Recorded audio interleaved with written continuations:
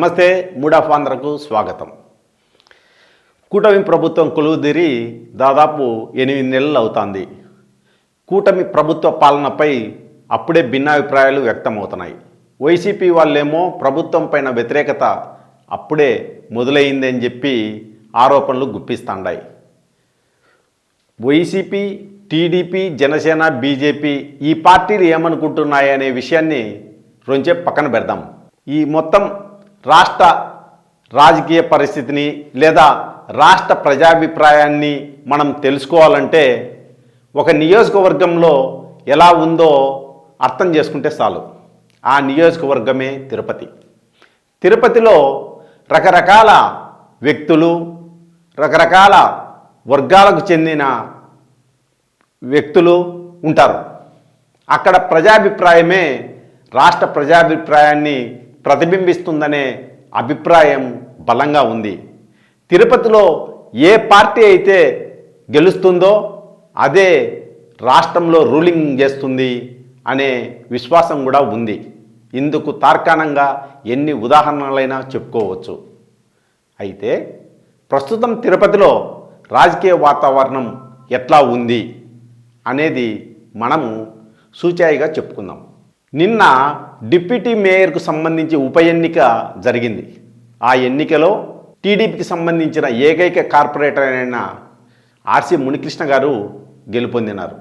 మంచిదే, ఆయనకు శుభాకాంక్షలు.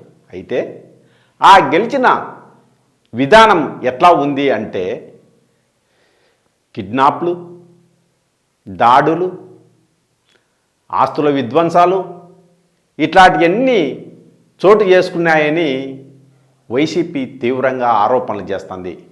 గతంలో ఎప్పుడు కూడా ఇలాంటి వాతావరణం తిరుపతిలో లేదు.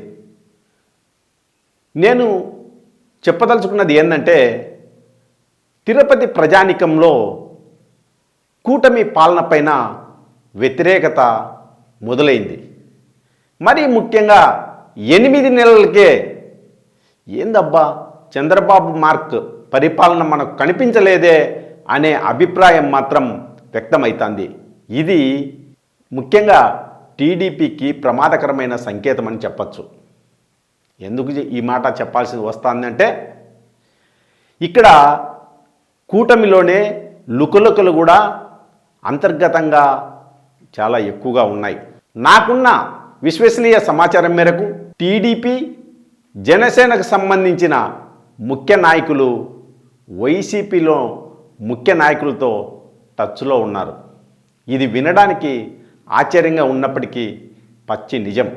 నిజంగా వాళ్ళు అట్లా టచ్లో ఉండడానికి కారణం ఏంది అంటే కూటమిలో వాళ్ళు అంత సౌకర్యంగా లేరు. ఏదో అసంతృప్తితో, అసహనంతో ఉన్నారనే చర్చ కూటమిలోనే ఎక్కువగా జరుగుతుంది. నిజానికి డిప్యూటీ మేయర్ ఎన్నిక అనేది, ఆ పదవి అనేది పెద్ద విషయమేం కాదు. ఇంత ఘోర పరాజయం తర్వాత కూడా తిరుపతిలో వైసీపీ గట్టి పోటీ ఇవ్వడం ఆషామాషి వ్యవహారం మాత్రం కానే కాదు. సమర్థవంతమైన నాయకత్వం తిరుపతిలో ఉండడం వల్లనే వైసీపీ గట్టి పోటీ ఇవ్వగలిగింది. వైసీపీ గెలిచే వరకు అంటే గెలుపు అంచుల వరకు పోయి పోరాడి ఓడిపోయింది. ఈ నెల 3వ తేదీన ఎన్నిక జరిగి ఉండింటే ఆ రోజు బస్సులో పోయే వాళ్ళపైన దాడి చేసి కిడ్నాప్కు పాల్పడకపోయి ఉంటే గెలిచి ఉండేవాళ్ళమని వైసీపీ నేతలు అంటున్నారు.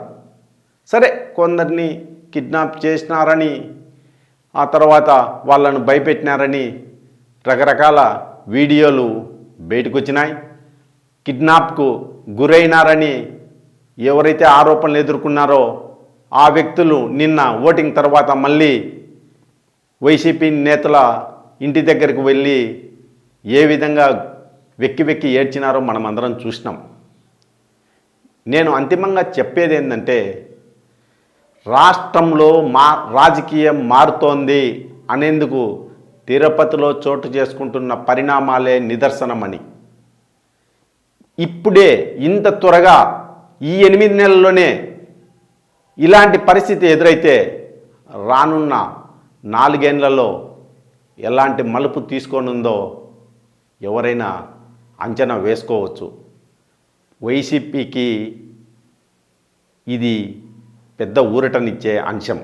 ఏది డిప్యూటీ మేయర్ ఎన్నికలో వాళ్ళు కనపరిచిన పోరాట పటిమ అనేది స్ఫూర్తినిచ్చేది. గెలుపు ఓటములు అనేవి సర్వసాధారణం. ఒకవైపు 3 పార్టీలు కలిసి కూటమిగా ఉండడం, అధికారంలో ఉన్నప్పటికీ వాళ్ళు ఎదురొడ్డి పోరాడిన తీరు ఆ పార్టీ శ్రేణులకు గొప్ప స్ఫూర్తినిచ్చాయి. ఇదే సందర్భంలో అధికారాన్ని చేతిలో పెట్టుకొని కూడా వైసీపీకి ఇంకా 21 మంది కార్పొరేటర్లను మిగిల్చడం అంటే అది కూడా అనేక రకాల ప్రలోభాలకు గురి చేసి తమ వైపు తిప్పుకున్నారనే ఆరోపణల నేపథ్యంలో మారుతున్న రాజకీయ పరిణామాలకు నిదర్శనంగా చెప్పుకోవచ్చు. టీడీపీ ప్రభుత్వంలో పెద్దన్న పాత్ర పోషిస్తుంది. ఈ మారుతున్న అంటే తమకు వ్యతిరేకంగా రాష్ట్ర వ్యాప్తంగా మొదలైన గాలిని మొగ్గదశలోనే అడ్డుకోకపోతే మాత్రం రాబోయే రోజుల్లో కష్టకాలమే అని హెచ్చరించక తప్పదు.